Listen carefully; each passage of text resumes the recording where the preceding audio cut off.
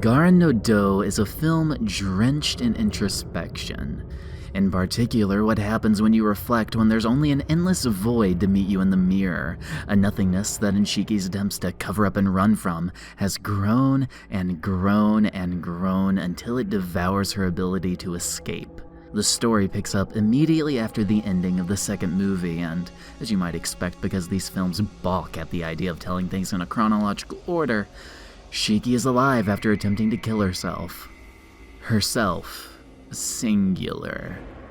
Before she awakens again, the male personality is shown sinking into either the root or Shiki's subconscious. Actually, it might be more apt to say that that's the only reason she can wake.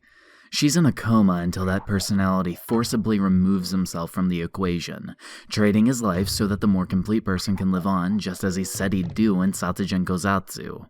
Regardless, Shiki experiences isolation for the first time, the scope of which that compounds with her already broken mental state to create these vivid nightmares and hallucinations is delved in beautifully within this movie. Being that all this stuff happened to her at once, I view a lot of what goes on in this film, i.e. the hospital at night with grudges walking around, as Shiki losing it a bit. Before I get wrapped up in that though, I should mention that there is a whole other B-plot, honestly, the main plot considering it takes up substantially more time, of Toko antics which does have some effect on the A-plot of Shiki hospitalization. But it's all really surface level stuff. It's literally a therapy session for Shiki where problems are brought up at face value. Shiki sitting in a bed, eyes wrapped up so that she's forced to look inward is what makes this story compelling and fun to talk about. She ran from herself so fervently as to attempt to kill Mikia and herself. And her punishment is fitting, reflection being the only avenue of which she can continue existing now. This is the second of 4 films that, as stated previously, are a character analysis of Ryougi Shiki. Satsujin Kozatsu covered the dual personality and danced with the idea of popping off Shiki's lid. Garen no Do, then, is the natural continuation. The lid is off and the audience is looking in, being absorbed like all caps into the now shattered psyche of Ryougi. The male personality gone, the scale is tipped wholly in the female's direction, and she's lost on what to do. People within the hospital try and nudge her towards self-care, but what does that even mean? Shiki, up to this point, has always looked within to solve her issues. That's her form of self-care. What she thought was the go-to in any kind of pinch. When she goes to do so in this movie, though, there's nothing. Her attempts show her figure floating aimlessly around her own head in a way that's suspiciously similar to the last 2 episodes of Eva. Her self-image is formless and all-encompassing. It can take the shape of anything, and that lack of structure makes the brain tend to panic. In Eva, Shinji was given ground to stand on, but Shiki has no such thing in Uhhh No Kyoukai. She has to take this journey wholly alone. Eva parallels are always a lot of fun to make, especially with works in the Nasu verse. There was a clear influence in a lot of the writings, especially K&K, which would have been in the early drafts a little after Eva was unleashed out to the world. Not a bad thing, mind you. Ava's fucking great. There's a reason it shaped the anime sphere even 20 years after, and I'm all for artists wearing their inspirations on their sleeves. As already stated, Nasu takes the concept and does his own thing with it too, which is what anyone should strive for. It's impossible to make something creative without your influences having some sway. If you've seen Eva, you'll know what I'm talking about, considering the journey of self-actualization Shiki takes here and all that. I'm off topic. I just need to make some kind of Eva video at this point. Who cares if the market is oversaturated? It'll be fun. Anywho, Shiki looks inside and sees nothing but how hollow she is. It's dark, terrifying, and she'd really rather not. When she can finally look to the outside world, what could be her first escape from all of this introspection, she sees this.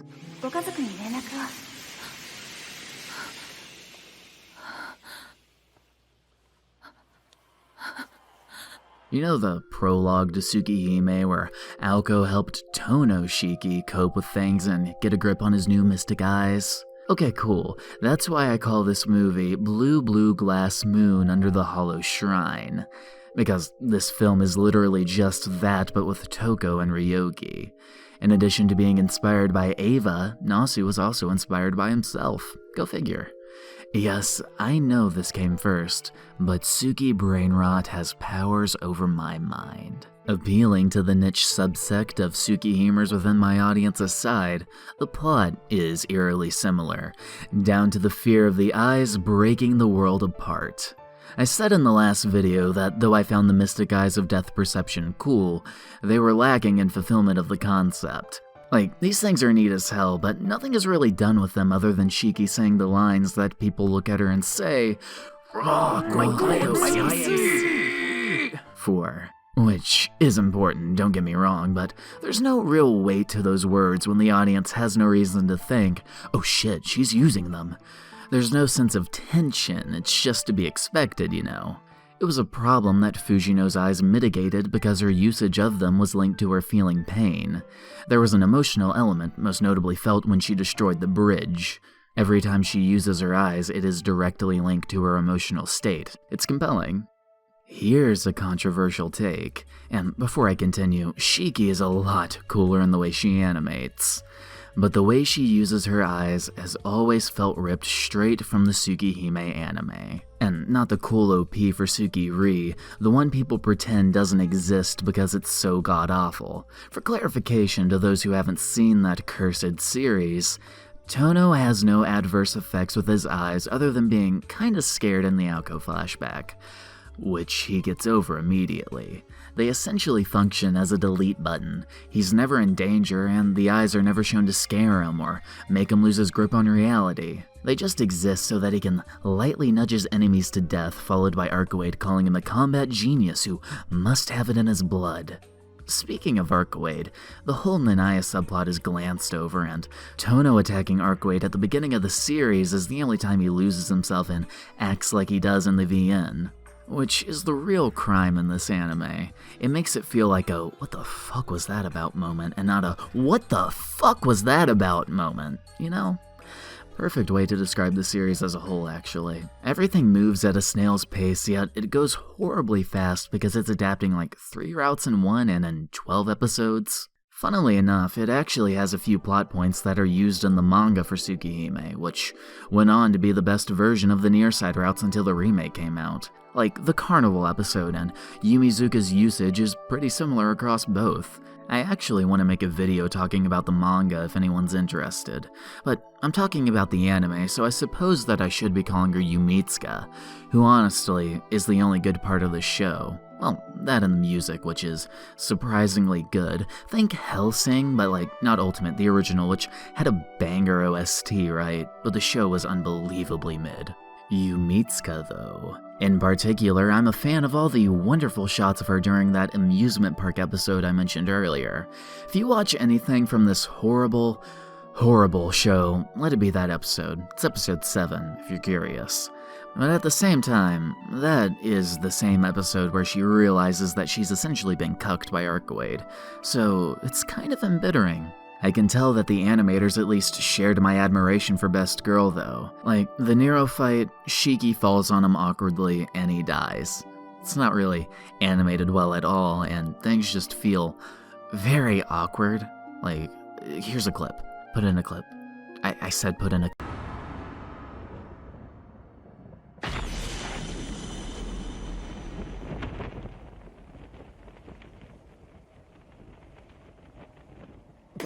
Yumitsuka in the hot springs though. Coomer brain, 60 FPS steam, hair up in cute buns, water splashing actions with bashful expressions and subtle movements that accentuate that this is indeed the only good looking character design in the series. This is where the budget went, and there's nothing you can do about it. You didn't give the route, so we fucked up your anime, Nasu. People will meme on this for eternity. Also, fuck the English dub for calling her Yumitsuka. Yumizuka matches the lip flaps and is way more pleasing to say and hear. What the fuck was I talking about? Ryougi Shiki's mystic eyes, right. Her eyes are like Tono's in that funny anime, a delete button to further the plot, and though cool for a brief moment, without any limiters, it strips tension. I think this is an issue Nasu sympathized with me on and resolved in Tsuki, which is why Tono always had the better execution to me. His eyes fuck him up to use. It doesn't strip tension, it strips his sanity, which is very compelling. When it comes to the impact that the mystic eyes of depth perception should have, Garen no Do is the stark exception to the rule within Kara no Kyoukai. Shiki losing the bandages and seeing the people and world around her break apart, causing her to be sent reeling, is legit the best this concept has ever been visually. It makes her attempt to gouge her eyes out feel like the logical course of action, because if the world is going to look like this, why see it in the first place? It leads to her having her eyes bandaged up for the majority of the movie as she's forced to look inward. Being as mentally fragile as she is, she needs to do that, to stop running from what makes her, her. Until she does so, the outside world will never be an accepting place. It'll always look terrifying and like everything could break apart at any second. There's no rhyme or reason to it, that's just how it is. You can't help yourself until you help others is a statement I live by, but just as true is that you can't help yourself until you stop escaping, be it escaping into your personality disorder in the case of Shiki, or in a broader sense like escaping into media or other people. K&K up to this point has been a very character-focused and insular work, a trend that will continue a bit until the rest of the series, but this film marks a shift. Movie 1 introduces the world and the focus on the self. 2, how problems can stem from within. 3, how the outside world can cause pain. And now 4 hones in on overcoming it all to self-actualize. It's the first arc in a sense and brings with it a temporary conclusion to the interpersonal side, which is a good thing, honestly. It's healthy to have that focus for a time, but turning that positivity outward is equally so, both from a writing standpoint and just a real-world advice standpoint. Nasu was a 20-something when he wrote these stories, an age which is filled with stuff. I am a 20-something now, which I think is the perfect age to consume Kara no Kyoukai, as the little details can be picked up and characters sympathized with on a deeper level, removed from the broader perspective that growing older can bring. Apparently, I mean. There are some people who don't exhibit signs of such, but I like to think it's possible. I'll keep you all updated on if I do that myself in the coming years. Regardless, at some point, the message of these films becomes less relatable and more so nostalgic. As is self-evident from the last video especially, these stories can touch a personal level for me because I feel in a similar state of actualization that Nasu likely was in whilst writing them, a person following a very uncertain path towards something they love doing. The world looks off-putting, and if this doesn't work, I'm ultimately fucked in terms of having a career I actually like doing. Which leads to a lot of looking inward to make the outward more clear.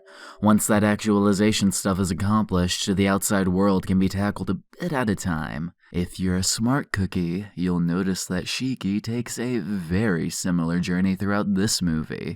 Not saying that any of this was going through Nasu's head, this is just what I see in his work, what I think his thought process might have been. Art is always about converting your feelings, and that's something that's seen all over Kara no Kyoukai. The first film deals with death and how to cope with it, a thing literally all humans go through.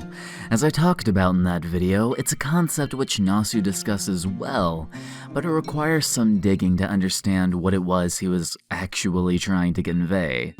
Likely because he was doing the same as he wrote it.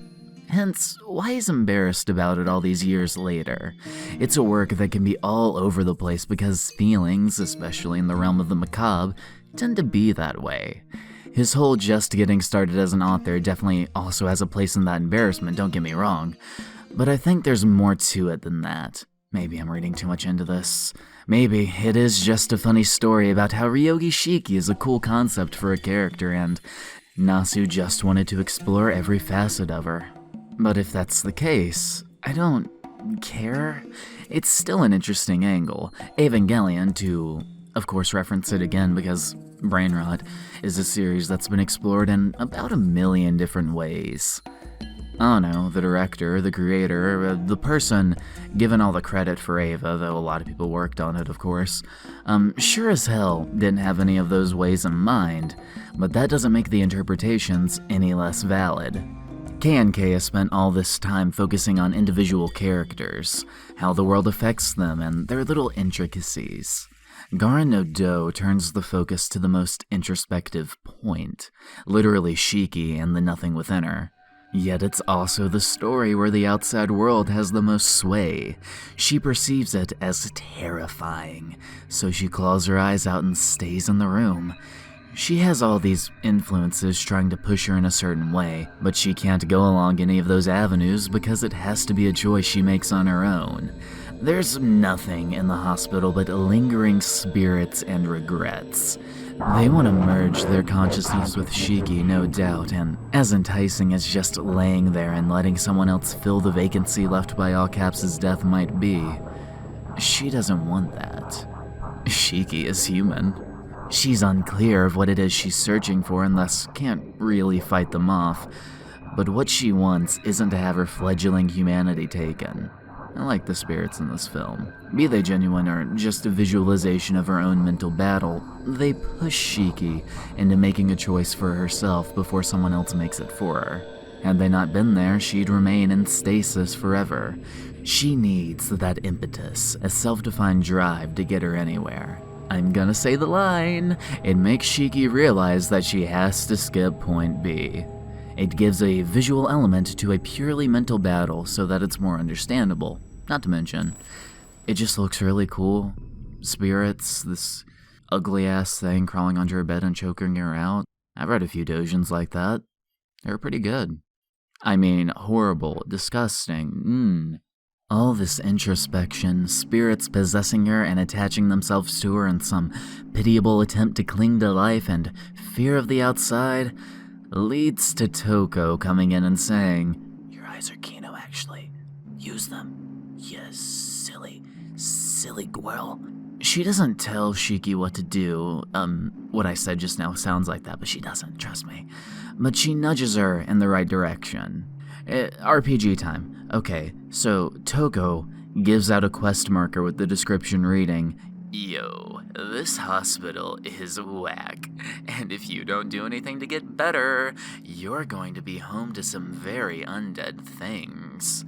So, do that, you goof."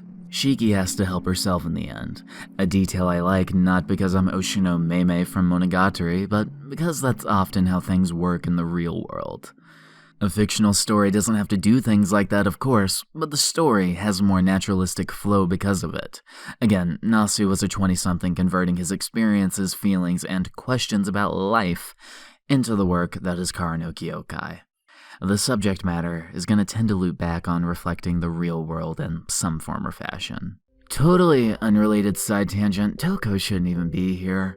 And not in the plot sense of, bad plot, but in the sense of, earlier in the movie it said that her doctor is supposed to be Araya Soren. A fact that makes me overjoyed that Toko is here, because if I had to sit through this lamer forcing his way into another story too, I'd want to ask Mr. Nasu to let me off this ride. No vision is worth that. Talking about the fifth movie is gonna make for a fun comment section. One step at a time. This thing stand here though, it's just a cute detail that I, at least, didn't pick up until this rewatch. Closest to being an actual threat Araya gets in this series, but you didn't hear that from me. You definitely heard that from me. What am I talking about? You definitely heard that from me. Nobody hates this motherfucker as much as I do. Fifth movie. When it comes to analysis of this film, there's really nothing more to be said. Its visual storytelling is supplemented perfectly with Toko's words of advice to Shiki, that she has to choose her own path like Merida, or essentially die. Gives stakes to what most humans normally go through, which is focus on yourself and grow up, or suffer eternally. Shiki may be hollow now, but she just has to fill the emptiness herself with whatever it is she wants. A point Toko literally brings up at the end of the movie in conversation to Mikia. For as trippy as it gets inside Shiki's head, I find this film incredibly straightforward, which, while fun to watch, doesn't really leave much to talk about outside of a summary. Everything I could want to say is stuff that I've already said. However, as needless as it is to talk about, Shiki killing off the spirit that tries to possess her in tandem with her weak do-nothing self is such a raw moment. As with most things in this film, it gives a tangible aspect to those mental trials, and as K&K is such an inward work, this is the perfect kind of antagonist, the characters against themselves. I love it. One last thing, blue glass moon under the hollow shrine.